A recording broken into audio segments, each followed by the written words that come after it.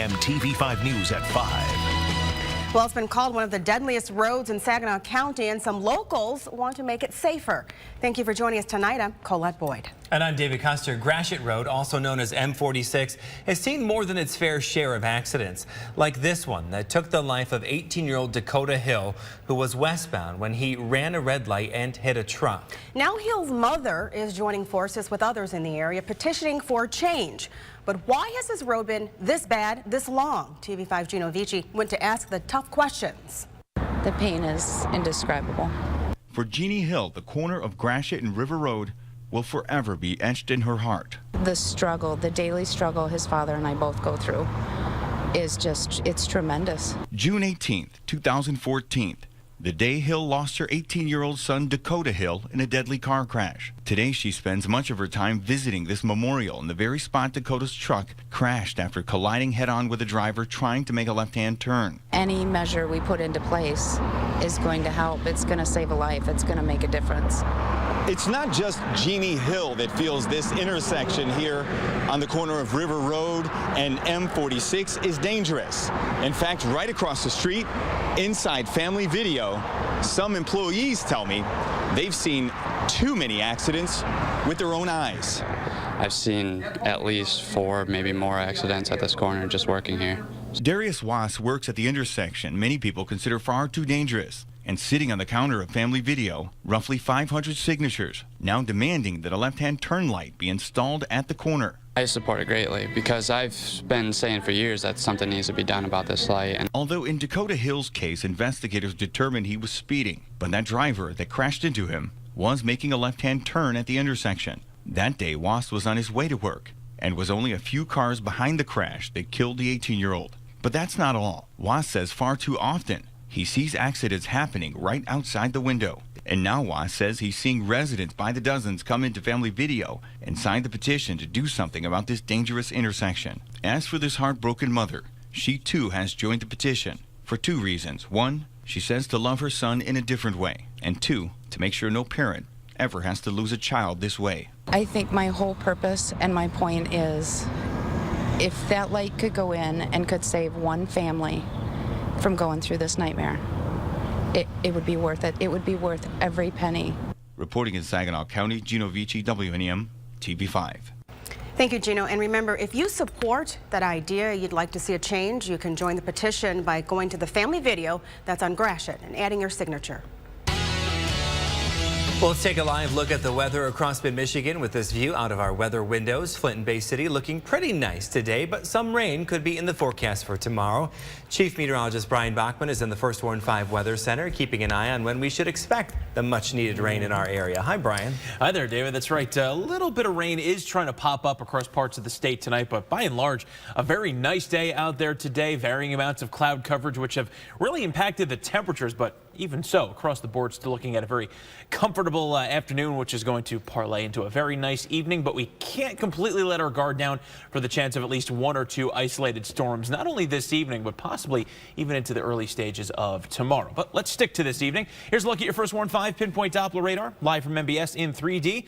Nothing but good weather for the I-69 corridor from Flint up along I-75 to the Tri-Cities, all of the thumb, and really everybody across mid-Michigan still enjoying a nice, pleasant and dry, sun-filled evening. But we look to the western shores of the lower peninsula. You see some thunderstorms. Looks like an impressive line is trying to build, but in fact, a lot of these storms are more or less sitting in place, dropping a pretty good amount of rainfall in western parts of the state and a good amount of lightning too. But again, not entirely out of the question to maybe see 1 or 2 pop up in our area this evening. Temps mostly running from the middle and upper 70s to low to mid 80s, but with lower humidity, so really not feeling too badly out there this evening. And as we look ahead to events like Party on McCarty, which gates just opened a little while ago in Saginaw Township, aside from that isolated storm chance, pretty comfortable temps, partly to mostly sunny through the event, and similar for tunes on the Tridge in Midland tonight. We'll have your full forecast and a look ahead to the weekend coming up. Thank you, Brian. We are learning the identity of a local teen found dead and laying in the road. Buena Vista police say 17-year-old Joshua Phillips was found in the 400 block of South 23rd Street, dead of an apparent gunshot wound. Police are still investigating. Anyone with any information is asked to please call Crime Stoppers or the Buena Vista Police Department. And it's not clear if police have any suspects after another deadly shooting. 36-year-old Ferris Stanley was killed yesterday afternoon at a home on Durand. That's near Crunk. That's in Saginaw. Police have been interviewing witnesses. Now we'll bring you the latest once we know it. We're continuing our coverage now of a young mother whose she was put on life support and another killed in an attack on the job. Today we are trying to learn why. Friends and family gathered last night to honor Lyric Work and Tamara Johnson, both gunned down Tuesday while at work in Grand Blanc. Doctors had to perform an emergency C-section to save Work's unborn baby, and tonight we're happy to report the child is expected to be okay. Johnson, however, was pronounced dead shortly after the attack. TV5's Elena Holland has been learning more. She joins us live in Grand Blanc. Elena. Hi, thank you very much, David and Colette. So this memorial here behind me at Grand Oaks apartment complex in Grand Blanc has grown quite a bit since this morning when we were here earlier. People have been giving flowers and paying their respects to Tammy and to Lyric. Those two women were shot in an attack right inside the leasing office. That's the building you see right here where they worked. So what we know right now is that Lyric is still in critical condition at the hospital. Family tells TV5 she's not showing any signs of any brain activity at this time. Her baby, though, is expected to do just fine, as you mentioned, David. Now, this apartment community is certainly still in shock. We spoke with a few of their fellow employees earlier today. They said that the women were like family and that it's hard to go back to a normal life, whatever that could mean from now. And as for the residents here, they say they miss the smiling faces that greeted them at the leasing office. Just heartbreaking to see them, go like that. They were just like somebody that, we can talk to when we needed something, or just, somebody that, if we needed them or talk to, or if they, had a problem with us, or we just go in there and just find out what it was and just, got it over with, no problem. Now, we've seen quite a few people still come up and pay their respects to the memorial. At this time, the Grand Blanc police tell us that there's not any new information they can give us regarding this investigation. Back to you, David and Colette. Okay, Elena. Now, have police released a motive on the shooting? We haven't heard an official motive, but police do say that the shooter was a tenant who lived here at the apartment complex. So they did have that relationship with the two women. They were the two women who worked in the leasing office, and the shooter was a tenant here. All right, Elena, so why haven't we heard of any charges then for the shooter that they claim to have in custody?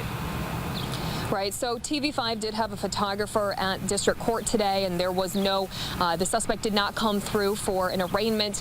We do believe, as grim as it sounds, that police are waiting to see what happens with Lyric so they can press charges to the highest level all at once for the suspect. Very sad story. All right, Elena, thank you for that. And we'll keep you up to date on the latest with this very tragic story. And if you'd like to lend a hand, a GoFundMe page has been set up for the victims' families. You can find a link in the hot link section of WNEM.com. A live look at the Democratic National Convention going on right now in Philadelphia. The air is electric as attendees get ready to hear from Hillary Clinton tonight in a historic speech made by the first woman ever nominated for president by a major party. She'll be introduced to the stage by her daughter, Chelsea.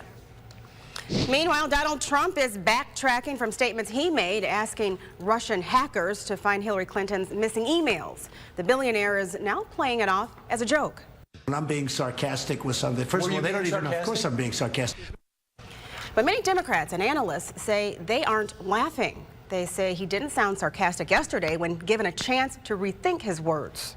You said I welcome them to find those 30,000. Well, they probably have them. I'd like to have them released. Does that not give you pause? No, it gives me no pause. If they have them, we might as well find. Hey, you know what gives me more pause? That a person in our government, Katie, would delete or get rid of 33,000 emails.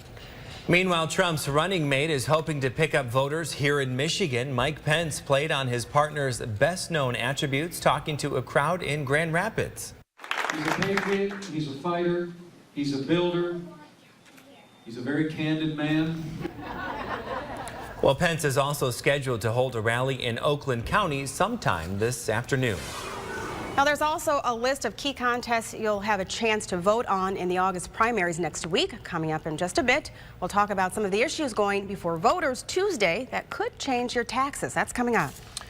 A local animal needs surgery after becoming the target of gunfire, and one woman says it's because of a disagreement between neighbors. Yeah, we'll investigate this act of animal cruelty tonight at 6. But first, it's been around for years. Not everyone talks about it, but everyone knows it's there. The only problem? It's against the law.